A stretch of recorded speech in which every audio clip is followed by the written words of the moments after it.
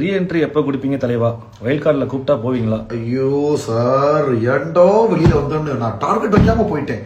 மக்கள் எல்லாரும் கரைச்சு கொட்டுறாங்க, நீங்க எப்ப வருவீங்க வருவீங்க வருவீங்க. நான் வர்றதுக்கு முன்னாடியே திவாகர் சீக்ரெட் ரூம்ல இருக்காருன்றாங்க. எல்லாருக்கும் நம்பிக்கை இல்லை. எங்க அம்மா அப்பாவே குழப்பிட்டாங்க. டேய், சீக்ரெட் ரூம்ல எதுவும் உன்னை வச்சிருக்காங்களா?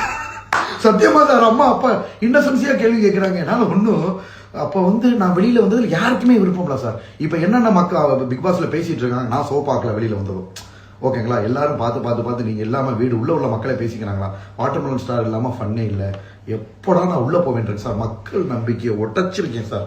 எனக்கு வெளியில வந்தது ரொம்ப 2 நாளா ஸ்ட்ரெஸ் ஆயிடுச்சு. அழகா ஒரு எல்லாருக்கும் இது கிடைக்காது சார். கடவுள் கொடுத்த ஒரு வரம் சார்.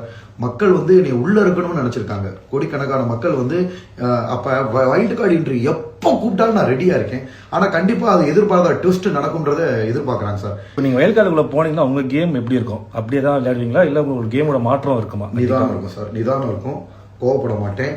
அதே மாதிரி வினோத்துக்கு கானா வினோத்துக்கு சொல்லி புரிய வச்சு யார் மனதையும் புண்படுத்தாம உருவக்கேலி இல்லாம டிராவல் நல்லா இருக்கணும்ன்றத ஃபர்ஸ்ட் நான் பண்ணுவேன் சார். பிக் பாஸ் ஹவுஸை பொறுத்த வரைக்கும் என்னை விட கடுமையான வார்த்தைகள் பேசினவங்களாம் தப்பிச்சிட்டாங்க.